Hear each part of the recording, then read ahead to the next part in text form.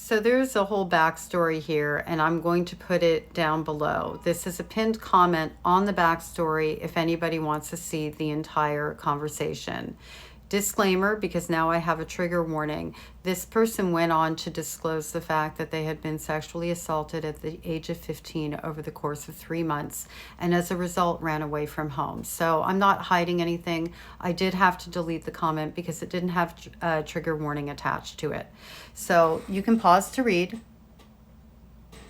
And so these are the first two comments that you made, ma'am. And I understand that you're a minister, and I did come back at you and say, I'm sorry that you're a minister and could make these comments on a trauma survivors page. And I'm not taking that back. I stand by those words based on the information that I had at the time.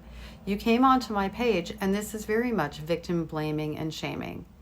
The difference is now, and the reason that I have decided to respond to you is I now understand where all this came from.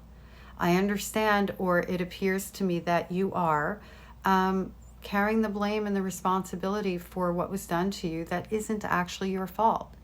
It's not your fault that you were sexually assaulted. It's never the victim's fault. It's not your fault, and it is in no way your responsibility, not even a teeny little bit, that at 15 years old, to cope with that, you ended up running away from home. The adults in your life failed you. You were a child, just like I was a child. Social services returned me home. I would have stayed gone, gladly, but that's not my fault in either direction. The fact that I didn't let my mother know for 3.5 years that I was alive is because of the fact I was hiding from her.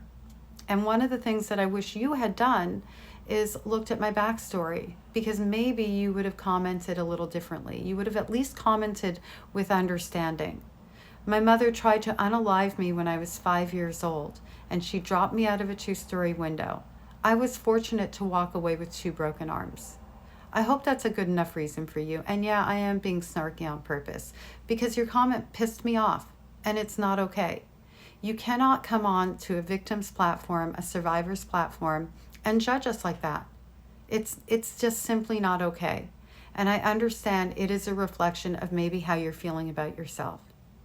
I'm an adult, you're an adult. Let's be respectful. Let's educate ourselves in terms of being trauma informed, and let's be sensitive together. You're welcome on my platform as long as you can follow those guidelines. I wish you healing. I wish you the best, and I'm so sorry for what happened to you. Again, it was not your fault.